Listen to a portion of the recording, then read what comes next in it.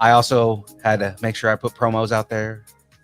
I mean, you got to do what you got to do, right? Exactly. We're also Are we going live? Are we doing this thing? We're doing this thing live on a Friday. What is this? Kyber Cave? I mean, what is this? Kyber Cave after dark? No. Let's get this going.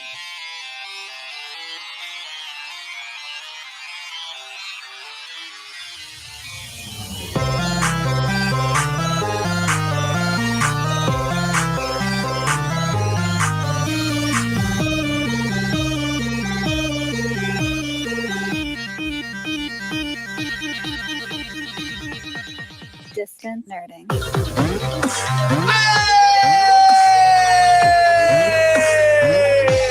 Hi, everyone. Ladies and gentlemen. Oh, is it not just a mood? We are the mood. Ladies and gentlemen, you are now watching Distance Nerding. Oh, you're hearing us too. Hopefully. You're hearing it too. Because if not, you got something wrong with your audio equipment. Exactly. Ladies and gentlemen, she is Frey Girl. And he did it right the first time, is Young Phil. Yay! There we go. The kids are happy. Never ever. And of course, between the two of us, he is Cam the DM. Cam. Frey Girl.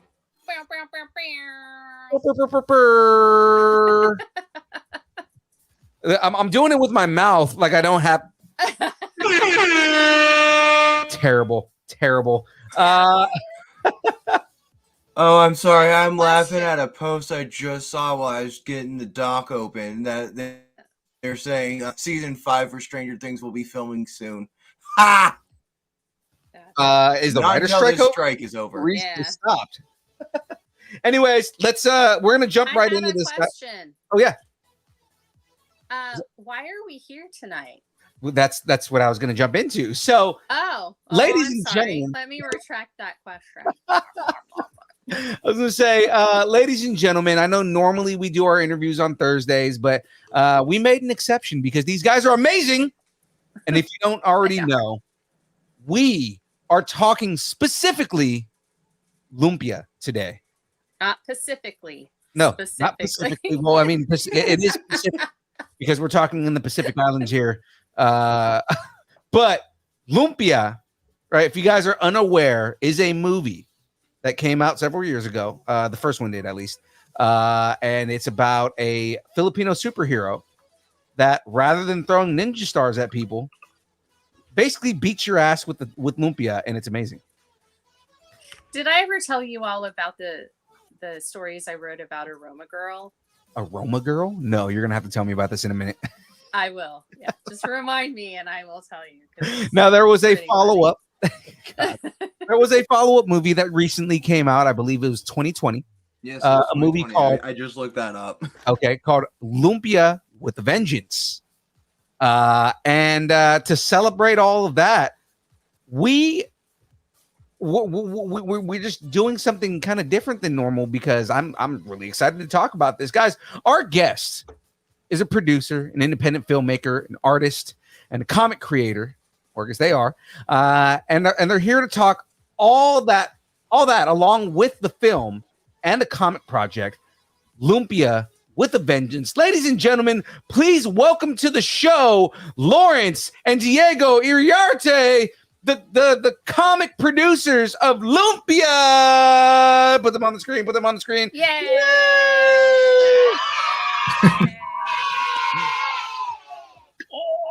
There we go. Hi guys.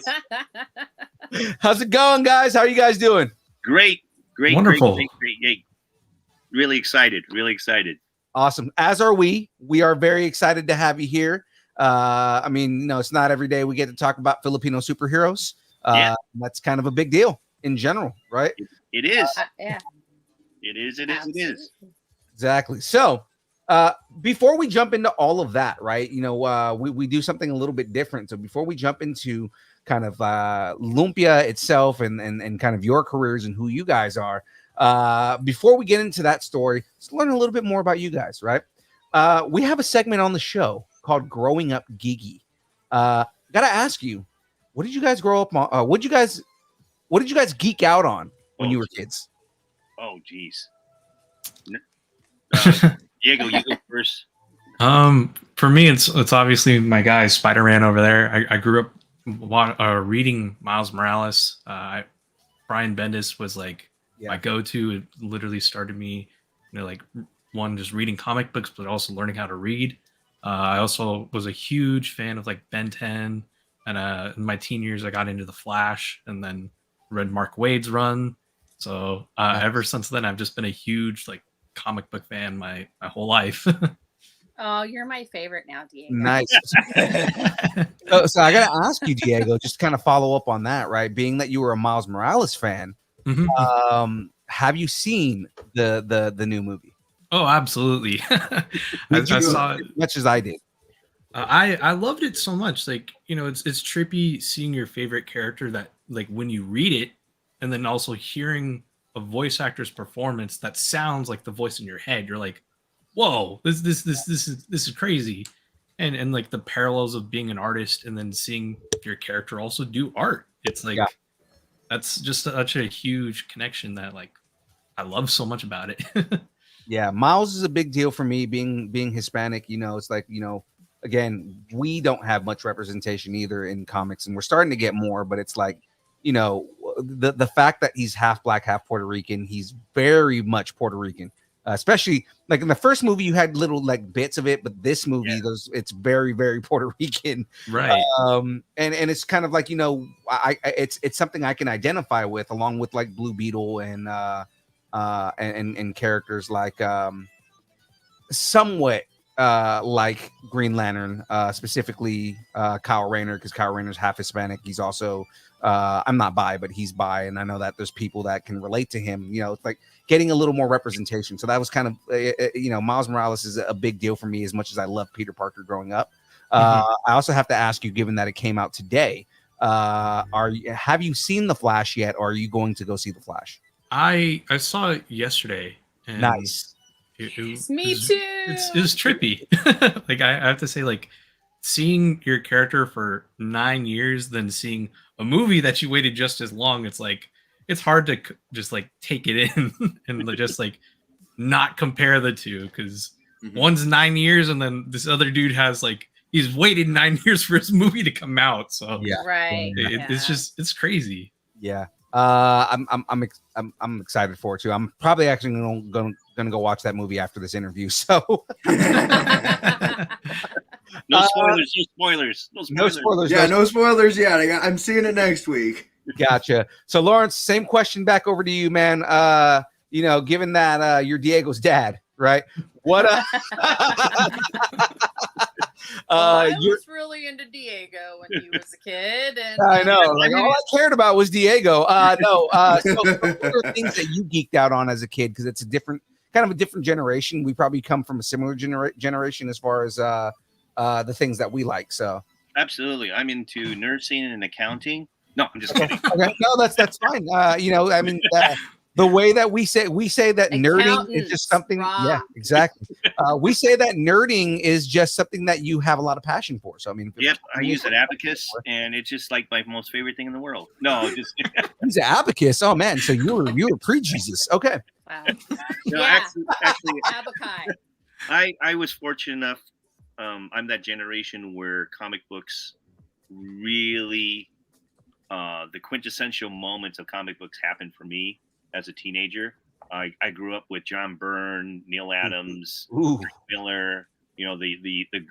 I want it's not the golden age. It's definitely the silver / modern age of comic books. Yeah. And I just happened to be fortunate enough and old enough to actually go to high school and go to junior high and elementary school of that era. So that was my era of comic books. And I was exposed to comic books, toys, and everything related to comic books through Saturday morning cartoons. But I was an asthmatic kid, and I stayed home, and my family actually gave me comic books to entertain me. and including my babysitter,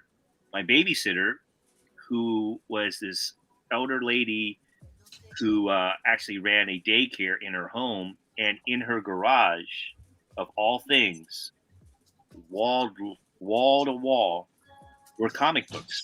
Oh wow. And the original Mego action figures, She's the Bionic original Migos. Yeah, so we're talking amazing. we're talking like Steve Austin Mego. Yeah, that was my favorite hero. It was literally I had 4 Bionic Men. Yeah. Growing up, that's how much I play with it. I had, that was my era. So if you could understand this whole day and age of where comic books are, it blows me away to go. Yeah.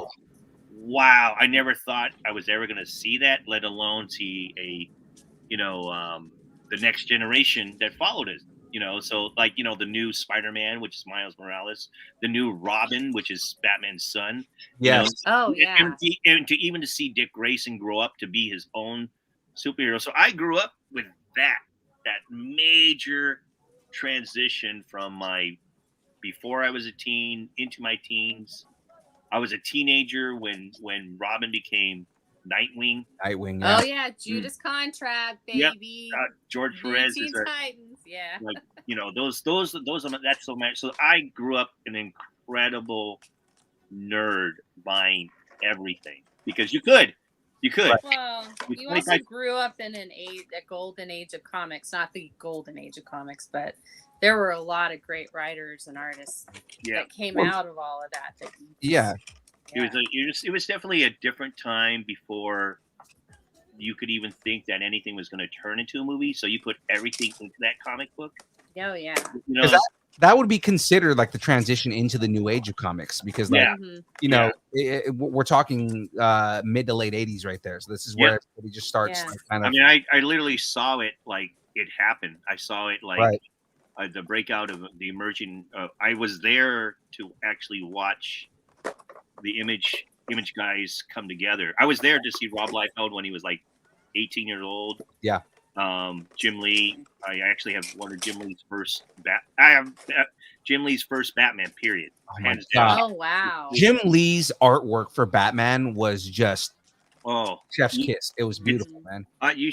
What I have is nothing compared to what you see today. It's pure Jim Lee. It's not Scott Williams Jim Lee. It's like it's right when he was doing Alpha Flight. And oh my god! Oh wow! Straight up image, yeah.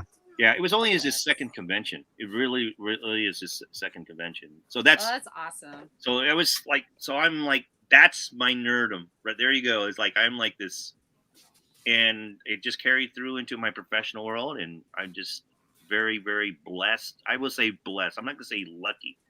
It's like I got a chance to actually be mentored by these guys and a great deal of the industry standard, and then I got into movies. Crazy. Yeah, that's awesome. So that's amazing. So there goes James in the chat right now saying George Perez, Marv Wolfman era. Yep, I met those guys. In fact, I have pieces from George. And he remembered me when I met him at the age. That man, I have to say, just a side note, just a tangent.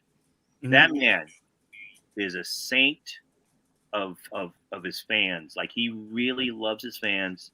But I will tell you, I met him when I was 14 years old, and he remembered me from a convention right when he was doing Crisis, like during the Crisis era, when I first met him from issue number 2 of Crisis on Infinite Earths. I was 15, 16. And he met me years later in my 20s, and he goes, because I was so nervous when I met him. I was shaking and I was crying. I didn't know what to, I was like, it's like, because here he is like, he's my ultimate superhero. I literally met. It still makes me shake today. I was meeting my hero. Like, this is the guy that I could recognize his artwork from anywhere. Yeah, his absolutely. cover from anybody, and I met him. And I got the chance to ask him, and somehow along the way, I was able to get his first work, which was in Astonishing Tales with Deathlock. Oh my God, man, And that's another good. So I was a 15-year-old kid bringing this first George Perez work that he's ever done. And, you know, there's this line of like collectors and season collectors, and I'm this kid. And I was so speechless. My brother had to talk for me and says, he really loves your work. And George was so gracious to give me, not embarrass me or move along, kid, but he took my comic book, stood on his chair in the convention, and he said, hey, everybody, this kid has my first comic. He's like, that's awesome. And he said, is this amazing. is a fan. And he signed all of his comic books that day. And it's funny that his pen ran out of ink. I wound up buying that pen at an auction that I had kept for decades. And then, like I said, I met him years later. Well, Diego was only like 4 years old. And I go, George, we met, blah, blah, blah. And, and I said, over in San Jose, I was a kid during the auction. He goes, you're the kid with the pen. Oh my God, that's so awesome, dude. So that's his memory. Great. His memory is that good with fans that he remembers. And like I tell this story to, Diego, which is the reason why we're here today, is that, you got to remember the people who love your work, or at least appreciate your work and give back, and that's why we're here. So there you go. Absolutely. I mean, you kind of already just gave us. Yeah. I mean, you kind of already answered our next question. I was going to ask you what your background was and all this stuff. And I mean, kind of that's kind of your origin story right there. Oh, there you go. Yeah. I love this stuff. I just, like I said, I was an asthmatic kid, hospitalized. I was the classic nerd. Weezer, couldn't do sports, watched all the other kids from the window play, draw in the corner with a piece of paper, and then you have your comic books, and you had your action figures that you had. I was really, I had Evel Knievel, Bionic Man, the Mego action. That was my friends in my world, and I knew that I wanted to do it, and that's all I ever wanted to do. I even looked at this high school thing that they had us fill out for 10 years later, and it turns out I did it. I said I wanted to be a comic book artist, and I wound up being very blessed when I came to the States and got a chance to meet George, got a chance to meet Neil Adams, got a chance to meet Brent Anderson, all my heroes, and they introduced me to this whole world. And by chance, I got a chance to ghost for some artists within the area, and been doing it for 20-something years. So, but Lumpia is actually Lumpia with a Vengeance. Ta-da! Is the actually first comic book that I actually have my name, not someone else's name. Right. My name is actually in the book on the cover. So this is kind of like a coming out story for myself. Right. For 25, 30 years. It's a perfect month for it. Yep. So right.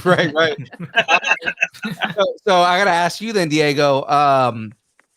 Given that we just heard your dad's origin story, are you just kind of like the Damian Wayne of the story here? You just kind of got into it because your dad was into it, or Kid Flash, you got into it on your own? Flash? Right?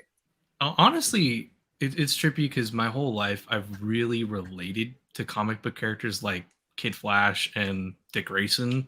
Like Wally West and Dick Grayson, those two are like they're so similar and parallel to my life, because my dad was bringing me to his mural paintings and to film sets since I was a little kid, and I was very drawn to the creative world, and also comics and cartoons, and going to comic book conventions like WonderCon when it was in SF, and then going to San Diego for Comic-Con. Like I loved everything about it. And then when he would introduce me to these artists, I would go, giants. I didn't understand. I'll be very honest. When I was a little kid, there's one artist who I did not know this man's magnitude, which is, funny enough, he's his work's behind me, and it's Bill Sienkiewicz. And Oh yeah, my dad that's my dad got this you were meeting a piece. god, Bill man.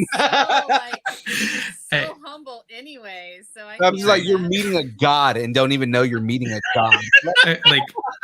Like my dad was talking with Bill for a very long time, and I didn't know the magnitude of this man up until years later when I was actually 13. And George.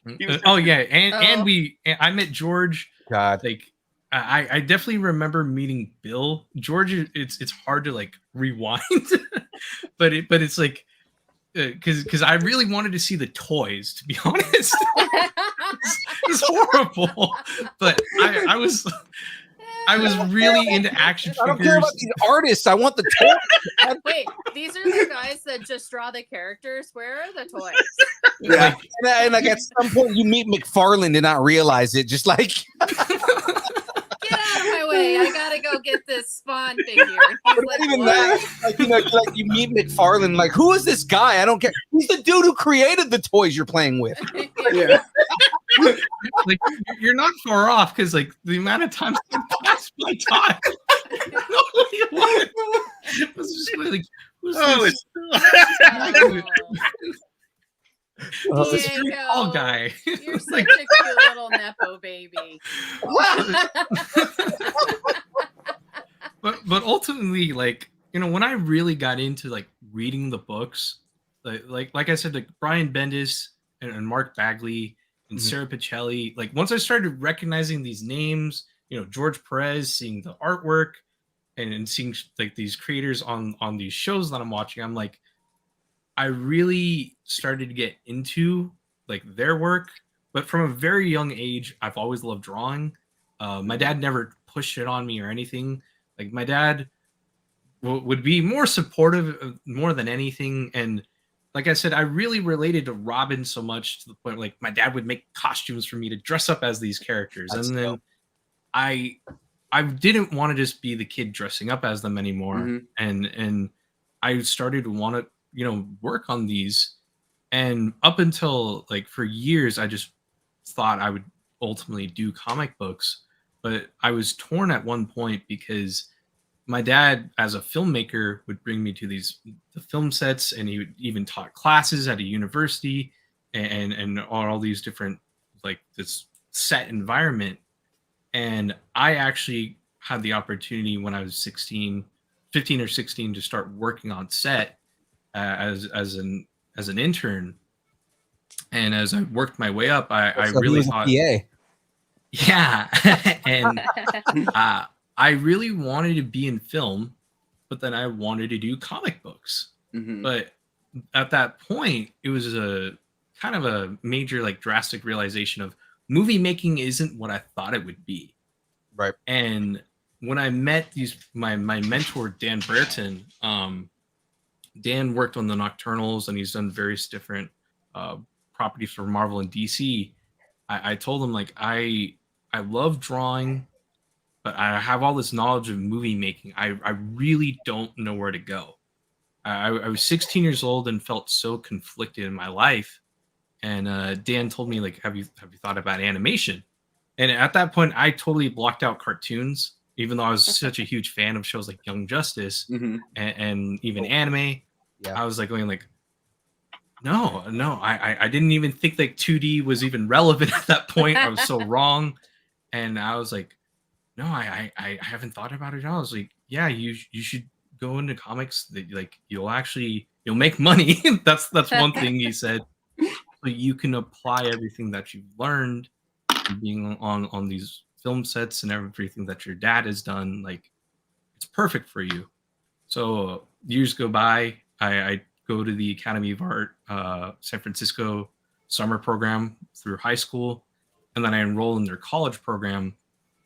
And while this is going on, the movie is being finished within its production by my senior or junior year in high school.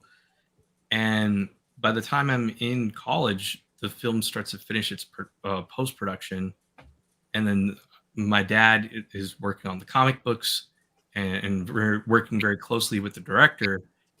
And at that point, I really started to want to like go jump in basically. And I asked like at one point, because I was finishing my foundations courses and stuff like that, and I started taking comic book classes at the university, and I was being taught by Gary Amaro, who's worked with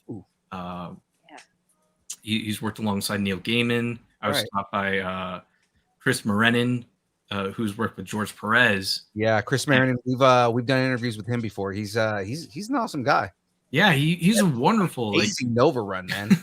like, and you know, these two giants, they taught me how to do interiors, like what worked, and that's what helped launch me getting into doing stuff for Lumpia alongside Pat. And Pat like recruited me. He's like, "Hey, would you be interested in the cover?" And I was like, he's like, when are you gonna do one? Because everybody else is doing it. I was like, I would love to do one. I didn't want to just like shove my work and be like, here's my stuff, can you print it? I did not want to do that. Or my dad's gonna fire you. You have to do it. So I'd rather be like play it safe. And once I had that opportunity, I went, all right, this is it. I really like, I was doing animations, but like I love animation, but comics are really like, I love this so much. It's such a unique medium. It's your passion. Absolutely. Yeah. Right. And that's great. And that, I think that's amazing. I love comics too. I've loved them since I was little. So yay, way to go. You follow your bliss. Follow Lawrence, your bliss. Exactly. Lawrence, I got a question for you here, man. Yeah. So give it, or not really a question, but just for the audience out there, for people who may not have seen or know what Lumpia is, give us a synopsis. Hold on. Give us a synopsis of the initial story of Lumpia. So just kind of like bring everybody up to speed here. Well, the one thing I wanted to mention about the uniqueness of this film is that the first film, I've got to mention this. The first film is a film made with a group of high school kids, 15-year-olds, 16-year-olds that grew up together in a big 6-block radius in Daly City. Mm-hmm. And along with them was the director, who was also, one of the older of the kids. And they made home movies this entire time of them every summer of their favorite stuff, from making their own stop motion with Transformers to making their homemade Mighty Morphin Power Rangers to you name it. They made their versions of these characters and their own, and they made these movies. And at the end of the summer, they premiered these homemade movies. If there was not a movie of them fighting a giant anthropomorphic Lumpia in front of Pacific Super, I don't want it. Now that you mention it, the director was influenced by Robert Rodriguez, and he was so enamored by it, like going like, what is the equivalent of El Mariachi, for the Filipinos? Right. And so instead of having a guy dressed up in a mariachi suit and use a guitar as a weapon, he thought the Filipino equivalent was a barong and Lumpia.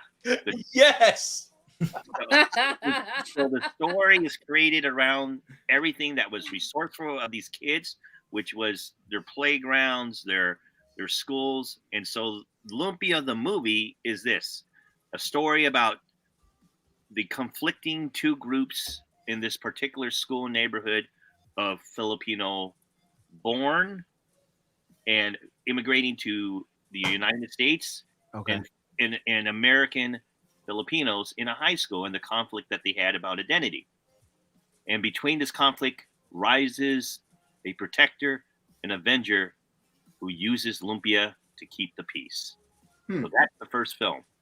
That's a pretty advanced concept for a movie made by high schoolers, man. Like, Yeah. pretty cool. Absolutely. And you have to think about this is that they were committed to this film for 5 to 6 years, 5 to 6 summers. So you would see this movie, them, having braces, no braces, growing up, being hair changing, lose weight, gain weight, you name it, and still play the same character in the same age. And so this movie just Why do you gain 20 pounds in like the next scene? the movie is so well done with its story and its execution that Variety magazine called it the ultimate homemade movie. And it got recognized internationally, nationally, all over the United States, toured around, went off and got recognized at the Hawaiian International Film Festival for 10 years. It was the darling of the Filipino community. And so fast forward, in comes the movie that I'm asked to actually produce, Lumpia with a Vengeance.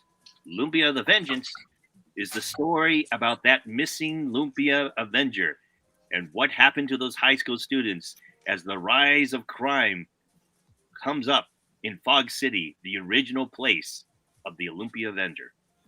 There you go. Oh, that's cool.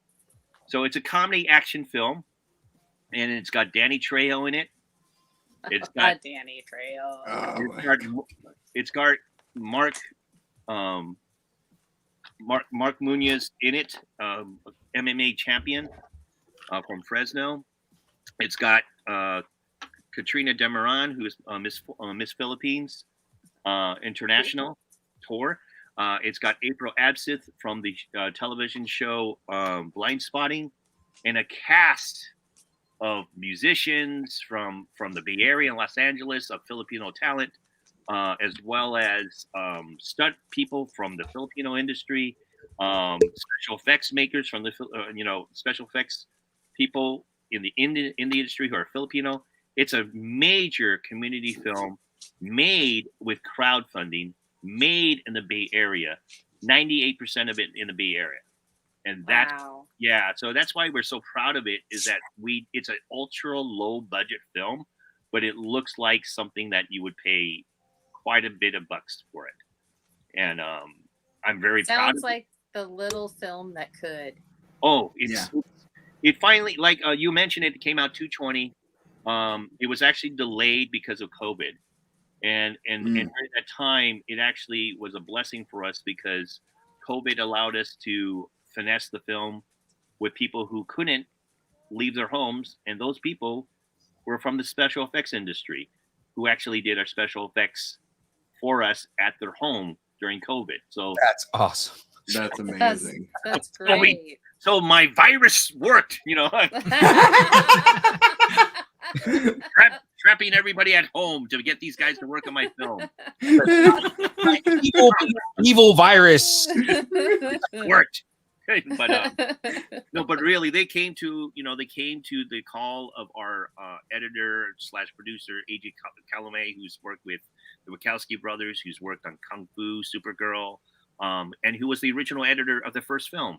So a lot of these guys became, or the director became someone who worked in the industry.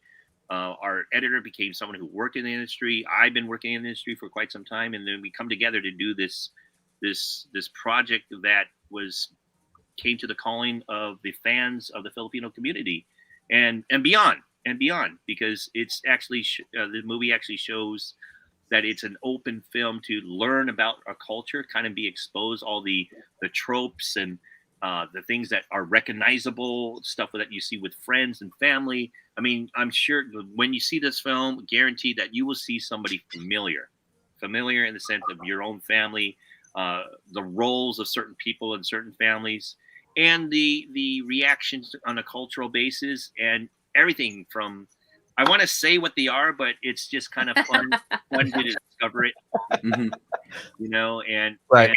And one of the things that I love saying is that the jokes are in the film are the experience, not the accents and the people. So I'm so proud that our characters are very strong, both female, male, villains, and heroes. We give some serious character work that more than likely from someone on a cultural point of view of the Philippines or a Filipino or an Islander that you would normally, as we were talking, like, representation, Right. is, Phil, is like, that's something very big. I can actually say we grace these talent, these wonderful people, the opportunity to depict a really cool villain, a really cool hero, give women the chance to actually be a very great villainess and a really great hero. And they were remarkable. And again, a great deal of these folks are from the Bay Area. So again, to represent where the film originally came from. That's great. It's amazing, man. I mean, it's definitely something that needs to, we talk about representation and everything like that, but it's like, this is a step forward for Filipino representation in this type of media. And it's like, it's gaining some traction. You guys, I mean, some of the places where you guys have presented has not been like small things. You guys have presented at New York Comic Con. You guys have presented at San Diego Comic Con. These are big, huge events where you guys are presenting this, and it's like, that's more traction than a lot of other creators get. Along with that being a truly original superhero, and a character that a lot of people can relate to. Not just in the representation in the comic, but then also just kind of like you just mentioned, like, this is a family member. This is, my auntie is in this movie. Yeah. Yeah. My tita is in this movie. For sure. You will find someone in the film that you go, oh my God, there's my cousin. Oh my God, there's my nephew. They are there. And including where we shot it in Daly City, where the story takes place, Fog City. We got City Hall, the mayors, to actually help us out. We actually had Bread Basket Bakery, which is very famous for Daly City, right? An institution there. We had the actual high school where the original film was shot. We actually had the entire high school and the community to help us out. We had parents and teachers from the schools and just come together and play those roles of the film. So kids are kids and parents are parents and teachers are teachers. And I enjoyed it so much as a producer / as a first assistant director on set, because for the first time I was working with a real community, not actors, but people who wanted to be in the film, people who wanted to try to see and represent, and who wanted to help, who truly wanted to help. And so I love our crowd scenes are genuine when you see it. When the action scenes happen with all there's panic and there's a lot going on in this film. Like I said, it's an action comedy film. When the action does happen, it really is that chaotic. And all the folks that they were there to do take after take after take. All these kids, it was just wonderful. It's just wonderful. I've never experienced anything. I've worked on The Matrix. I've worked on Venom 2. I've worked on the Hulk. I've worked on, some really solid studio films, but I've never experienced the type of community filmmaking that we had on a mass scale like this. That's awesome. And they were so cool. They were so eager. I mean, it's just like going, you want us to run again? Okay, we'll run. It's just like, it was just phenomenal. I love it. I love it. So I gotta ask you this: where did you begin in film? Like, how did you get into the industry, and like, where did you cut your teeth? Well, it's so trippy that it's actually comic books led me to film.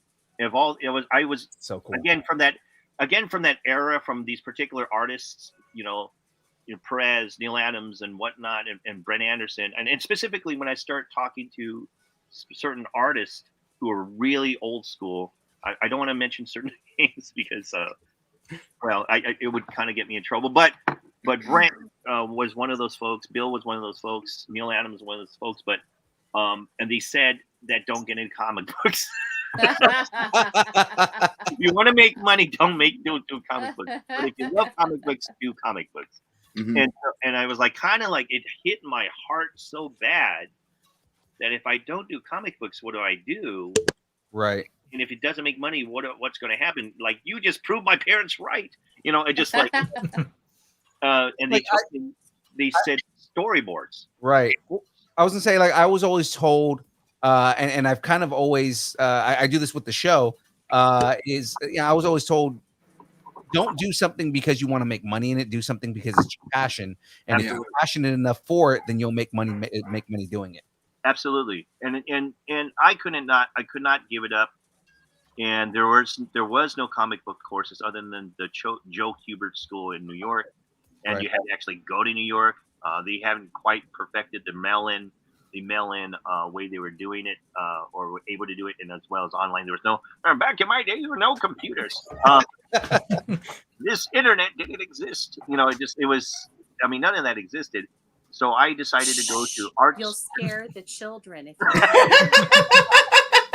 and the boogeyman came out. You know, but I had to walk uphill both ways to go to school. I paddled. My day.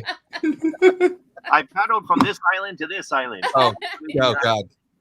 But I went to school based upon them telling me that I'm being told that storyboards was the way. Learn proper anatomy. Go through the whole traditional thing. Yeah. Learn art. Learn to draw from life, and that was a major thing. Like Diego echoed, was told over and over: draw from life, draw from life. Right. Friend of the show, Brandon McKinney. That's how he got into it. Yes. So I wound up going to the academy, and I was going to be, and you guys may not be old enough to know this, but I went in there to do matte painting. Anyone? Oh, I know Matt. I know Matte painting. I've heard of it. We are, aside from Cam is the baby on the show right now. Yeah. We are deceptively old. So I mean, like, I'm immortal, so I've seen all of it. I know what matte painting is. I'm and There's paintings before the digital. Yep. So I originally was going to learn how to paint on glass because I already, at the age of 17 and 18, I was able to duplicate styles of other people. Like I could clone people because I really studied this stuff like religiously from the comic book before. I could imitate that artist or this artist or draw that. I could draw Jack Kirby. I could draw like George Perez. Wait a minute, Lawrence. Are you a Skrull? he can't confirm or deny. Coming out Wednesday. That's been my famous line is I cannot confirm or deny if I did that book. But it looks familiar. James, I need you to look into this pen. James in the chat. Matte painting. I was painting on paywalls. Literally, I was painting on walls. I actually was doing murals that were 60 feet by 22 feet at the age of 22. Oh, you were rocking burners. Yeah, so so I was drawing really, really big. So I did a London. I've done like a London background. I've done I was doing everything and anything that my mentors told me to do. Did you do street art when you were younger? No. Okay. Because someone would take the machete to your hands and stuff like that. Diego, did you Miles Morales it? Did you street art? I always wanted to, but no, I did stuff with chalk. Okay. And that's not the same version. You were in your chalk era when you were. He was like, I did it legally. So no, what it was is so that we could do this. It was like, I wasn't like young Phil tagging the side of a train, when he was like 14. What mural? What mural? What you do? I don't know what you're talking about. White, no one knows. Oh, disappear. So I went to this school and I didn't know that they just started the film program. I mean, literally, I am student ground 01 of the film program. There were only I think 40 of us at the academy when the film program started. I think even less than that. And I literally from semester to semester, almost month to month, I was watching the program grow exponentially from the editing rooms and the equipment that we were getting. We got equipment from Lucasfilms. We got the SDI system from Terminator 2. I mean, we were yeah. That's amazing. We were the test students that did the original Human Torch special effects that was on the original Fantastic Four by Roger Corman. Yeah. Oh man, That's a joke, and it's true. Oh my god! So we were the test students that did the Human Torch sequence that happened over at my school, and so we were like, so this school was like the test students for like what can we make them do? You know, like we were like the original Adobe students. Like After Effects was like so a lot of the stuff that you saw was tested by myself and several other my classmates, and several of my classmates wound up going to, like in the films. We all worked in films afterwards. But what broke me into a film was when I went to class, my mentor, Milia Rotro. You may not know the name, but when she was telling us how to edit a film, she said, "Does anyone have any comments about this?" And I said, and I raised my hand, and I just remembered, like, oh, well, I found this a very long film, and it's like the best things were the transitions, and everybody like in the classroom moved away from me, and they're like mumbled, and I go, and she goes, "Oh, that's what I told my teacher says that's what I told Francis," and I go, "Francis too," and then everybody moved away from me. Said, Francis Ford Coppola. That's my boss. Oh, God. Film. Jeez. Like, oh. And she says, "See me after class." Woo. Ooh. Oh wow. So, turns out the lady is Milia Rotro, who worked on Bram Stoker's Dracula, who cut the film, and I was criticizing her work. She's also Oh He's no. also his first assistant, like his major assistant.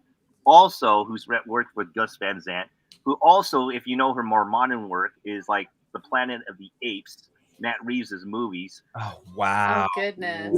She also did La La Land. She got Oscar nominated. So she was this high caliber film lady who was my teacher. That kind of called me out, and I just apologized. I said I still didn't know who she was. I said I just want to learn. I just said what I thought I said, and I thought I saw. And she thought, I like that you're very honest. In fact, you're very perceptive.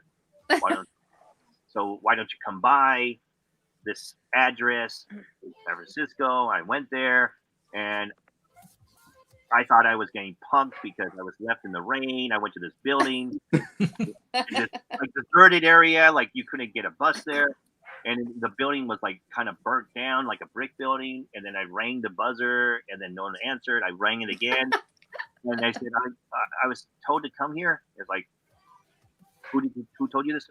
Oh, Millie. And then the door buzzed me in. I walked in. Turns out it's the troupe that did A Nightmare Before Christmas. James oh wow! And then that opened the world to me. Yeah. Oh my God! That's I mean, it's kind of leading up to that. Is like, the fuck? Yeah. Yeah. I was like, I didn't realize how movies were made. They were editing the film, shooting the film right there and there. They were logging it. I learned logging, editorial from there, like The Matrix, like post and all that. The second film, it's just like one thing right after another. That like yeah, because once you get in, you're in, basically, right? Yeah. You can't say no. Yeah. You honestly cannot. You can't say no. I mean, she invited me. I got a chance to go Pixar. I got my foot in Pixar at the time. I was like an assistant. So it's just like one thing right after another. My friend Craig Albert, which you probably don't know the name, but Craig Alpert, did he do anything with like Buffy the Vampire Slayer?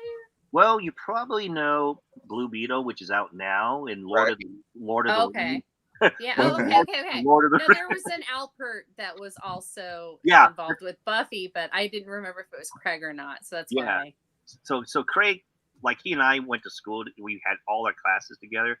So he wound up working there, and same thing like I was doing. I was trying to figure out what I wanted to do, and so I just kind of learned to do everything, and that's what I was taught. And eventually, it just led me to working on set.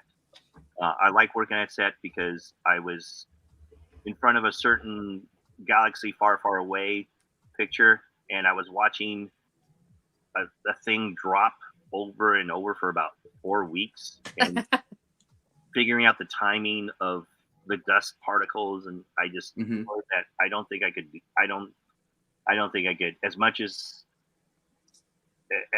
it pays and as cool as everybody was, I don't think I could have handled the meticulous of watching something drop and over and over and over and over again. Yeah. Right.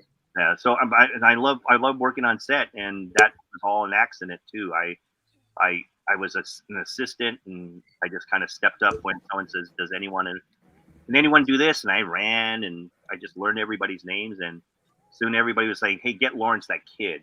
Like he knows everybody," which I didn't. I learned everything. So you basically were a PA. I mean, it's kind of like you just started off as a PA, and because that's what I've always that's what we've always been told. Like advice that we get a lot is, kind of be a PA because you can learn everything, and then when people know you, absolutely, then, you start getting into things. It's the only position that you can go into every position.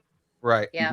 And it leads you from producer to the director to all the departments. I went from a PA to being the first assistant director in 2 days. Wow. And it's just because you know the job, right? It's like, and that's how you figure out what you want to do if you're on a film set, well, right? I was under the producer who was under the gun, and I was like trying to help out in every way possible. They needed to get a bunch of extras, and I said, "What kind of extras?" "Well, about club going kids." I said, "Like college kids, right?" He goes, "Yeah." "Oh, how many do you need?" And stuff like, and then she goes, "Why?" You're like, "And are you going to pay anything?" And she goes, and she gave me all the stats and the deets, and I said, where at? What do you want time? What time do you want them? What do you want them where? And I just got all the details, and I said, "Give me a second." Came back within half hour. I had the entire club full. It turns out I called my college friends, and I called. Well, at the time I was just a new teacher. I called my students, who called their classmates. There's a movie. There's a commercial. We're shooting here. It pays this. Can you be there? Build that list. So I was the guy who checked everybody in, and because I was the guy who checked everybody in, when the director landed on set, he goes, "Where did all these people come from?" They said, "Lawrence brought them," and they said, "Lawrence, everybody seems to know you," and I said, "Yes, I'm sorry." He goes, "No, you're the first AD." Oh, nice. Nice. And then I got one gig, and I went to another gig, and then another gig, and I got referred as a first AD. This get Lawrence. So it's just, I never applied for a film job. I was referred. I've always been referred by people, so I never directly applied. It's always like, "We're shooting here. We need this." That's amazing. And then again, That's like great. once you build your reputation, they know, call Lawrence. Yeah. Yeah. When people came to the Bay Area, it was like, "Call Lawrence. He's got people," which was my students that I wanted teaching in film classes. I said, "I got this intern. I got this guy." They call me like, "Lawrence, you got anybody?" "I got this person. What do you need?" "I need a lighting person." "I got a lighting person. Here's some lighting people." So because I taught them directly, and I told them, "I'm watching your progress," and so I directly said, "Are you ready for this?" And that's been my career I did that for 17 years. 17 years as a professor. And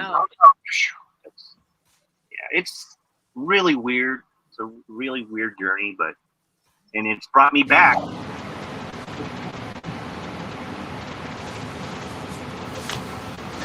Hello. Uh-oh. Is that me? Oh, yeah, I think you're there. I can see you. No, it was Diego. Okay. So it's funny that film.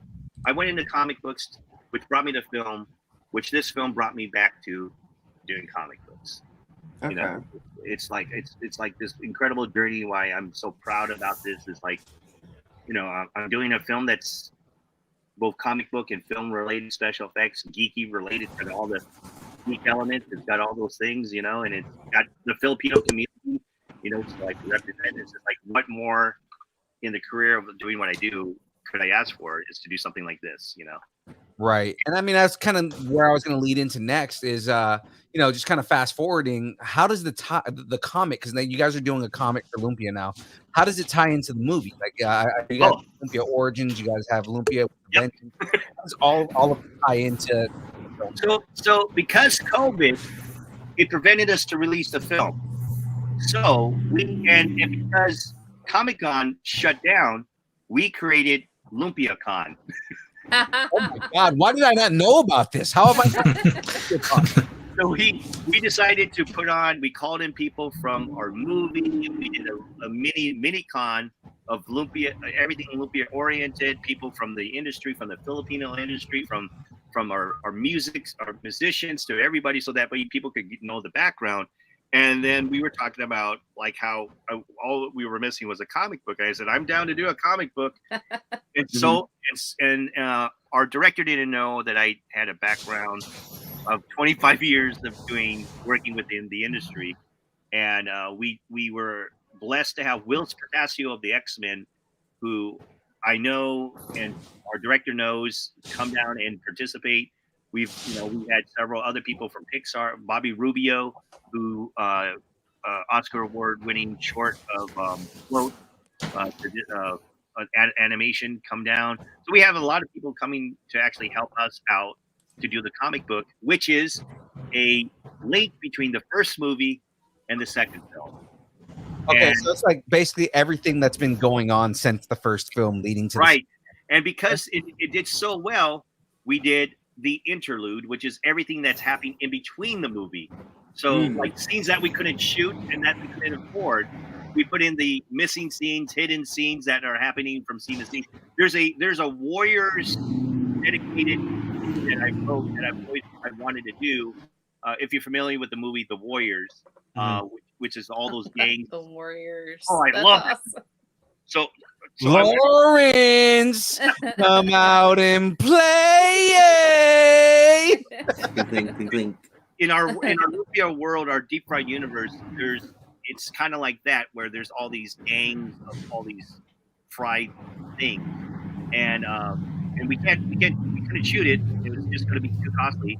So I wrote that in as the interlude, and then the third issue wound up being what happened 5 minutes after the movie, and we just continued with Lumpia Origins with Gemini, who's the villain, like her origin and her background. And now we're doing an epic story that is like going to lead to the possibility, or hint, a third film. So that way we're kind of doing the Fast and the Furious approach. We're escalating. We're going to go in space. 572 Lumpia films. Yeah. But we're doing it with comic books, so that way we can get to the superhero stuff, Yeah. I mean, in our universe, it really works, but, nothing bad to say about the Fast and Furious, but, the street racers went in space, Yeah. Yeah. We're going to have Lumpia 5 exploding balot, it's like...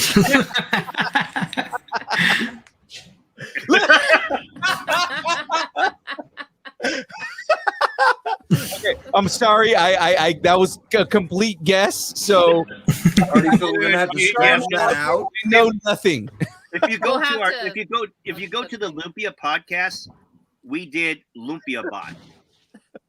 We actually did a Lumpia Bots where the Transformers meet the Lumpia Bots. Oh, that's awesome. Oh my God. And I played the leader of the Lumpia Bot. So Man, how about like a He-Man She-Ra type? Ooh. Yeah. it might happen. You never There you know. go. I have the Sundriga!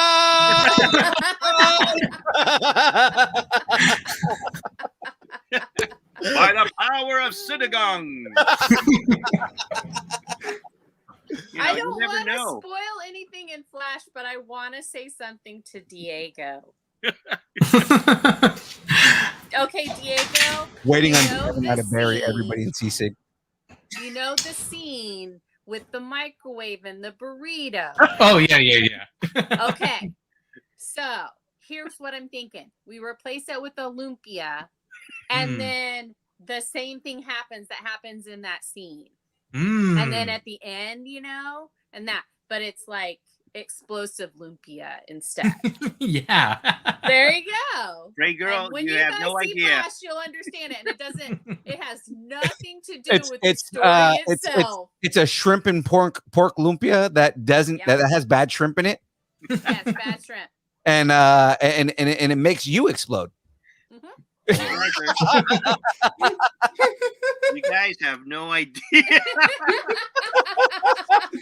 You know what's funny is these are all guesses, and we're making jokes, and it sounds like Lawrence is like, they know too much. He's like, let me write this down. Or he's like, I have something I need to send you. Can you give me your email? Cease and desist letter. Like literally, Diego and I, we're like, he's in his studio, and I'm across from him in my studio. We're actually drawing the book right now. We're actually drawing. And the characters that we're doing, it's just like you guys are just like too warm. You're too Oh, okay. So I get Balot, but it's Captain Balot is what it is. It's just like I cannot confirm or deny. Cannot confirm or deny. It's the synagogue girl. That's what it is. Like, all I can say is like if it's going to be when you see this film Lumpia with a Vengeance, it's one level.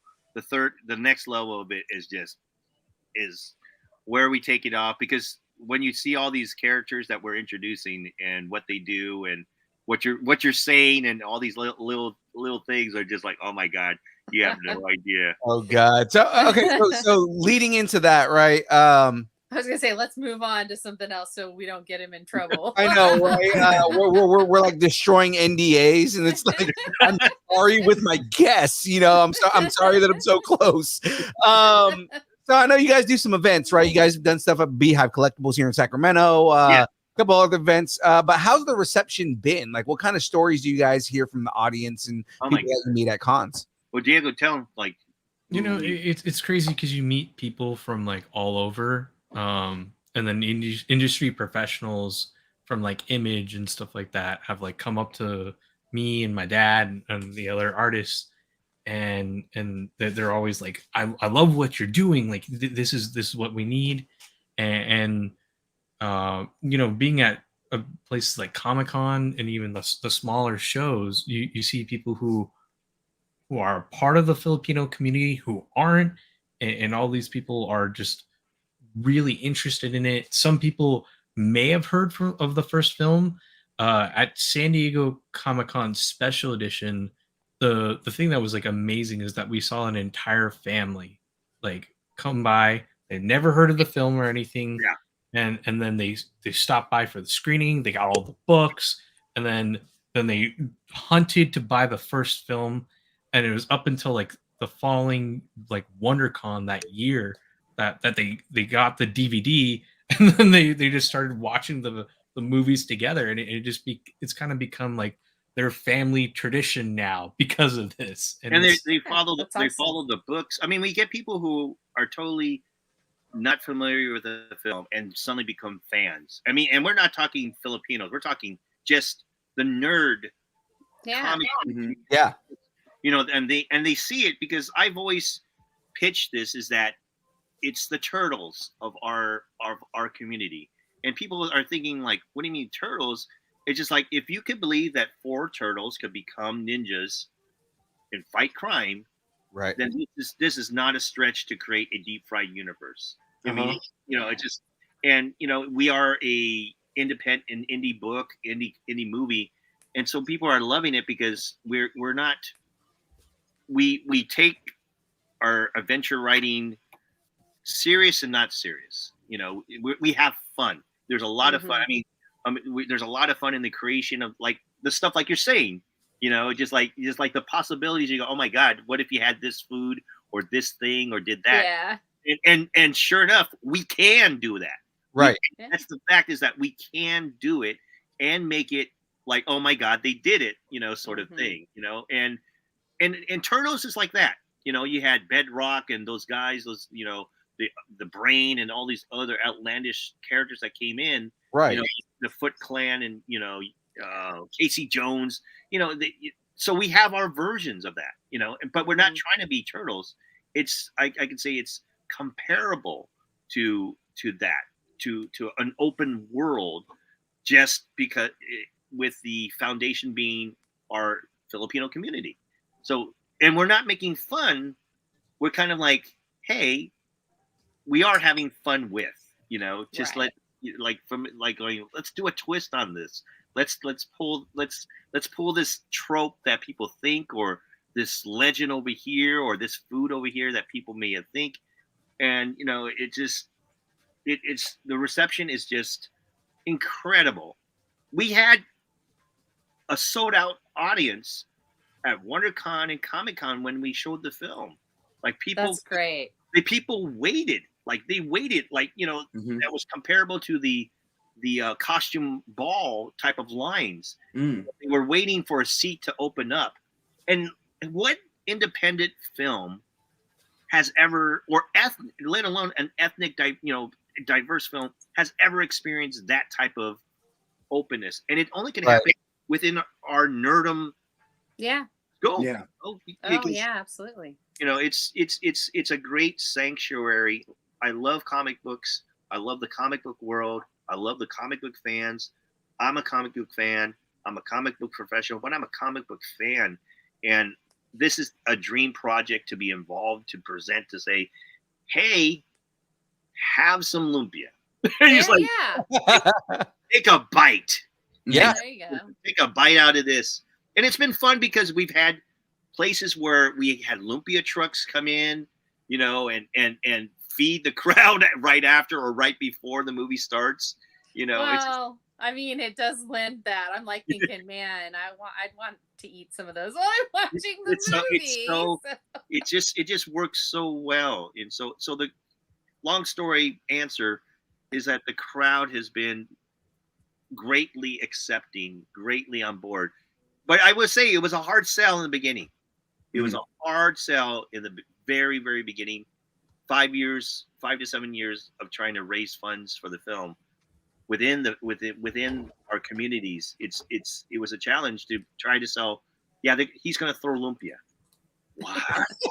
I mean, I think that's a great idea. Like, it's funny as shit to me, but it's like, you know, but can you imagine, like, you're going to throw our food? Like, you know, they were afraid, and people were afraid that they were going to start throwing food at the screen. Gotcha. But I can also see, like, you know, where like members of the community who may not understand kind of like the comedy behind it, but the things on there, like, culturally, that's kind of like, you know, well, that's disrespectful. We don't waste food, you know. So it's like, yeah. But then what was funny is to see kids wanting to crunch lumpia at the same time as our hero does. Yeah. So it's neat because our hero has a trademark move, and then. And to see a crowd do it like a Rocky Horror Picture film. Oh yeah. That's so it's got a lot of like I said, it's a lot of fun. A lot of fun if you just go with it. Just go with it. If you can believe turtles, you can believe a lumpia could fly. Absolutely. Suspend the disbelief for a little bit. Exactly. I mean, like, do some Wanted stuff where you're just bending lumpia as you throw it, right? Right? Yeah. So I got to ask you guys this. If somebody here watching the show or watching the broadcast later wanted to go and see both of the Lumpia movies, where could they go watch them? Comic-Con. 2023, it's happening. They're having a double feature. Nice. They're having for the first time at Comic-Con. We're going to show the first one and the second one back to back. So we're giving the people from Comic-Con and the comic book fans who've been saying, where can we see both of them? You know, because they wanted to see the first one.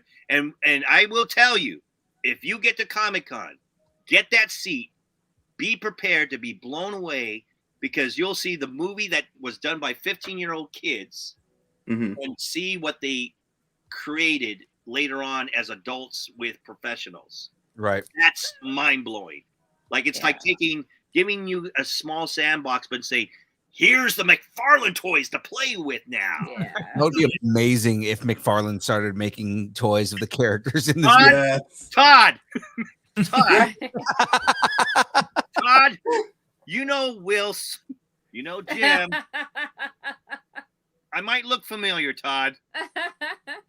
I would love to have our peoples in your boxes. I mean, because famously Todd McFarlane watches our show, so Yeah. Yeah. I can tell you, you get a lot of happy Filipino followers and some selling out within the first month. I can tell you that. and a trade-off, you get these characters from Lumpia as Todd McFarlane toys, and in turn, they will go watch your Spawn movie. Todd, we will back you up.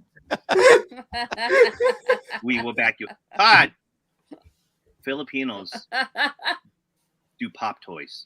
Yeah, I'll let you know, Todd. it's true. It's true. We're behind you. I specifically have a Filipino Funko Pop right here. Todd. Todd. Custom made. Jalapeno. I'm just telling you. Jalapeno. We'll bring the people to you, Todd. We'll bring your people to you. We will get those off the shelf. Oh man. All right, man. So before we wrap up and get into some wrap up questions here, tell us more about the amazing book covers and kind of like the holographic covers that we saw at Powerhouse Comic Con, like just kind of some of the covers that you guys have going on here. So what we would like to do is to treat this is a community book, and we're reaching out to the different states, the different cities, and for their different events, and we're getting the artist of that city to do those books.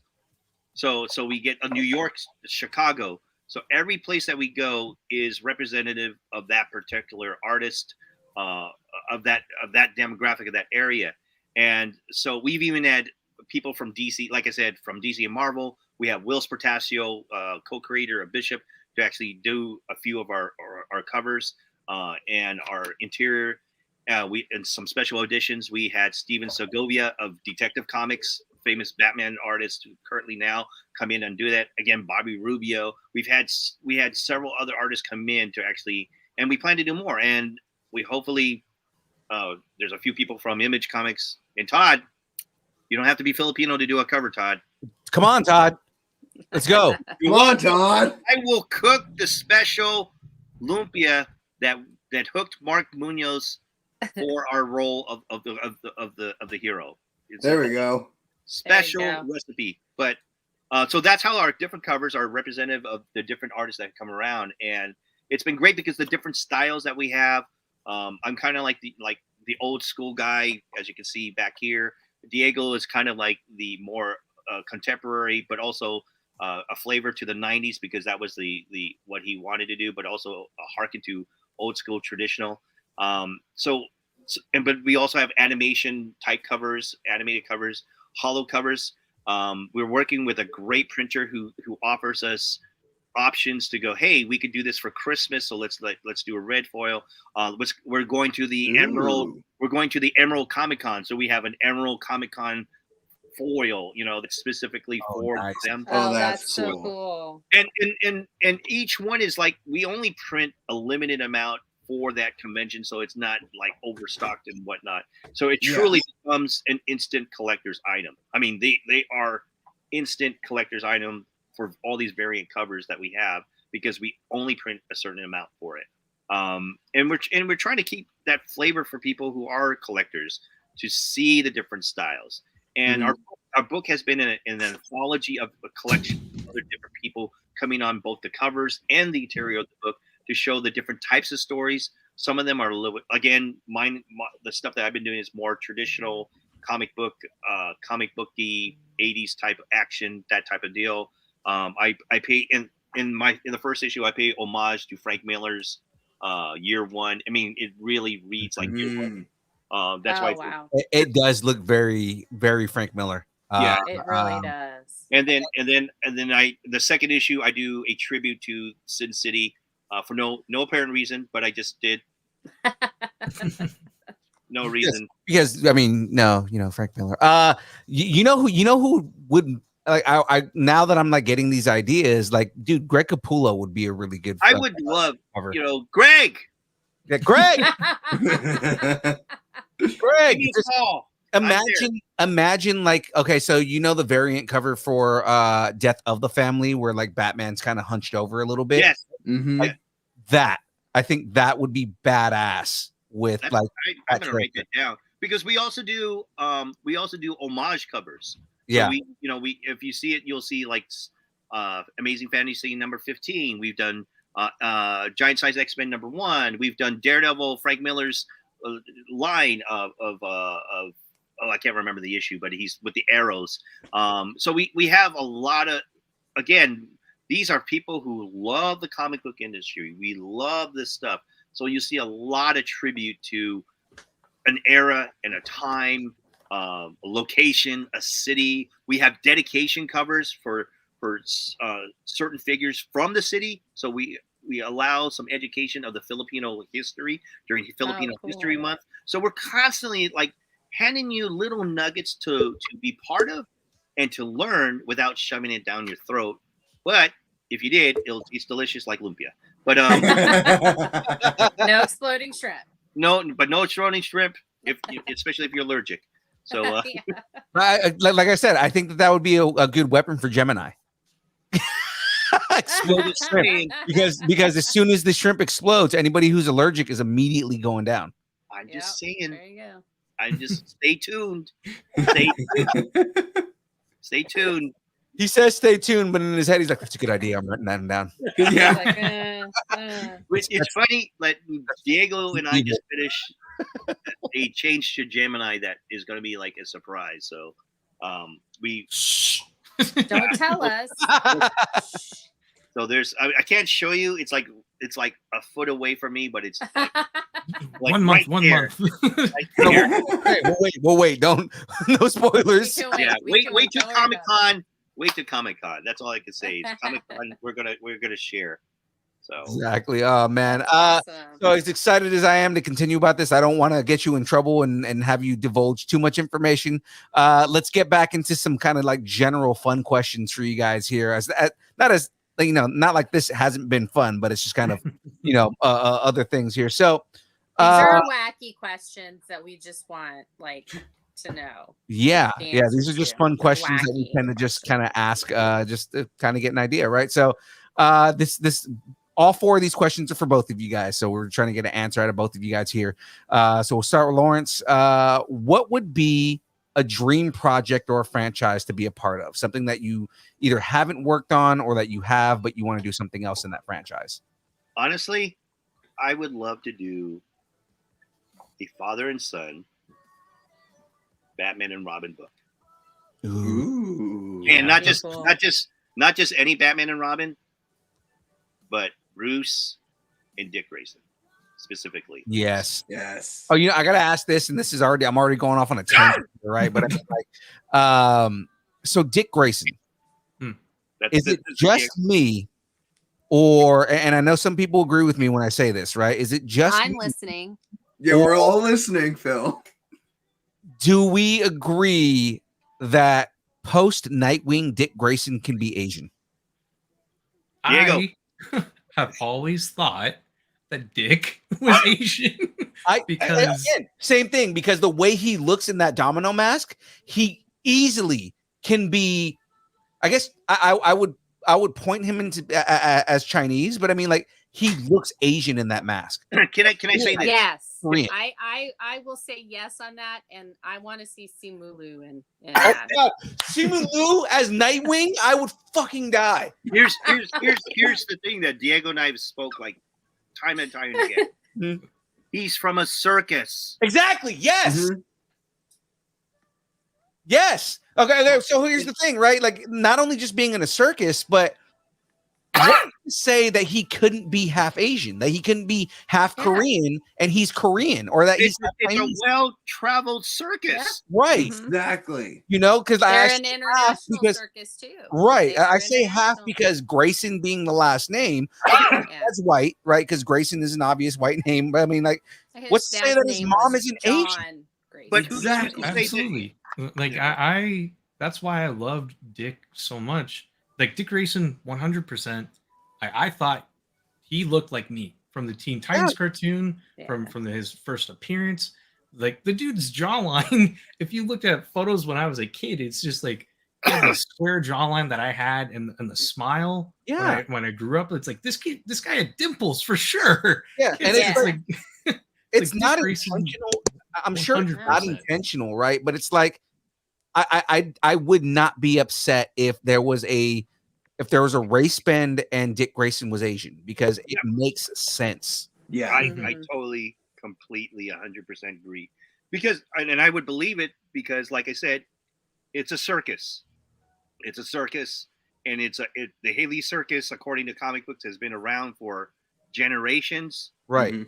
You know, and it could have been an international family that came over, and Grayson could have been another name that was converted to be Americanized. I was going to say that's another good thing, is that they changed their name. It could be Grayson, and it could be Grayson in Chinese or Korean, or just kind of like what it is. And then when they Americanize it, they make it okay, let's translate the name to English, and that's Grayson. Yeah. Right. I totally, completely. One of our favorite candidates that we kind of wish that picked up that role was the guy who played Diego. What the guy that Ryan Potter? Is that the one you're thinking? The one who played Beast Boy? Yeah. The Ryan Potter, the guy who was in Beast Boy in that actual Titans show, like he would have been perfect to play Robin, especially a younger like Dick Grayson, because he has the jawline. He actually can do the stunts. Like and it's one of those things, like he would have been so awesome. Kid Robin. Perfect. Yeah. No. And I mean, like, because it's not stated enough, but I mean, Damien is half Persian. So I mean, like, you know, because a lot of people don't really kind of point that out, but it's like, remember that Raish and Talia are Persian. Yeah. Right. So that makes Damien half Persian. Yep. You know, so it's like, I mean, there's a lot of things that you can do in that. I had to bring it up because I'm sure you guys agreed with me, and you guys do. Yeah, is that 100%? He can be Asian. That we can make Dick Grayson Asian. Simu Liu, just letting you know. Oh my God, plays Nightwing, because he wouldn't be able to play like Robin, but he could be Nightwing if they make him Nightwing, and he's built to be Nightwing. I'm sorry. We just Why did you think I said it? Yeah. I didn't say it just because I thought he was cute. I knew he had the body type. I knew he could do James Gunn, if you're listening. I knew he could do the stunts. Yeah. I know. I would be a great casting director. Thank you very much. James Gunn. James Gunn, we're saying this out loud because Frey actually does have ties with James Gunn. James Gunn. Ties, he just retweets my tweets. That's not ties. That's pretty big. That is ties. Big deal right there. James, if you watch this show, today, so, I mean, you know. yeah, James, if you watch this show, not James Navarro, the co-host of the show, not our PA, not our PA, right? James Gunn. If you're watching this, Simu Liu as Dick Grayson, as a seasoned Dick Grayson in Bloodhaven already. We need it. Make it happen. You already have somebody for Dick Grayson. Simu Liu would also be a really good Richard Dragon. So you could do that too. Yes. But Nightwing would be the first choice. Dick Grayson would be the first choice. Good call. Right. Good call. So I've already gone off on enough here. Actually, okay. So now, Diego, we got to ask you the same question that I went off on the tangent on. What would be a dream project or franchise for you to work on, man? You know, that's so tough because the Batman and Robin book has always been like our dream book to do together. If I had to be a little bit different, I guess I would love to just do Robin, either a Robin book or a Nightwing book. Like I'm up for either or. Like all the characters I love of the Batman universe. Like if I had to say Marvel, probably Spider-Man. Like those are the go-to books that I've loved since I was a kid that got me into reading. So in that case, like, would you be down to do like a Gotham Knights? So kind of like doing all of the Robins working together, kind of. Totally, yeah. It's like the Robin 80th anniversary book. Like if I had an opportunity to do like each different segment of their time of being alongside Bruce or doing their own like year one type of story, I would love to do it. Just because like if there was a version of the Legends of the Dark Knight but for Robin, that's what I would want to do. It's just like the Legends of the Dark Knight, but with Robin. It's just like with the Robins. You could do the Robins. Legends of the Robins. Boy Wonder. Yeah. Oh yeah. I gotta ask both of you guys, and this is not on the list, but I mean, who's your favorite Robin of all the Robins? Yeah, 100%. It's Dick Grayson. I've always been a Tim Drake guy, just because I've always felt like Tim Drake is kind of badass with that bow staff. Oh yeah. But then I've really come to like Damian. So we love them all, but yeah, we love them all. It's like I just think seeing the son, the first one, become his own hero. Just that growth and development, that arc, seeing him go from a boy to a man. It's such a it's an inspiring thing that I think a lot of people relate to, because you start from being alongside your parent and then building your own path, and then all seeing your parallels between your parental figure. It's like I think that's why a lot of people love the character so much. Oh crap! Okay, so wait, go for it. I want to say one thing, because I love me some Titans, and I just got to say this. And I loved Dick Grayson as Robin and Nightwing. He's my favorite. So no, what I was gonna say is that I felt that way about Donna as Wonder Girl. She was growing up too, so I got to see that with the Titans through her and her relationship with Dick Grayson, and how it was so positive, and that it wasn't romantic. They were best friends. So it really, that whole book really showed teens, like the teens that actually read it when it came out, and then everybody that read it after that were teens. Like, it's okay to grow up. You're gonna be okay. If you have to be your own hero, you're gonna be fine, because you've been doing it this whole time. You've just been under somebody else's shadow. So I mean, and so I really liked that it was a book that, and the X-Men at the time were the same way. You had these characters that were growing up, and so you had something to relate to. So totally on board with you guys. Sorry, go ahead. No, it's fine. That's fine. I was gonna say, just before I lose that thought, I was gonna say one more argument to make Dick Grayson Asian, right? As Nightwing, just because we're all nerds here, we know enough about Dick Grayson. What martial arts does he predominantly use? Nightwing specifically. Eskrima. Yeah. Right? It's like, why would you not make him half Filipino? Yeah, that's true.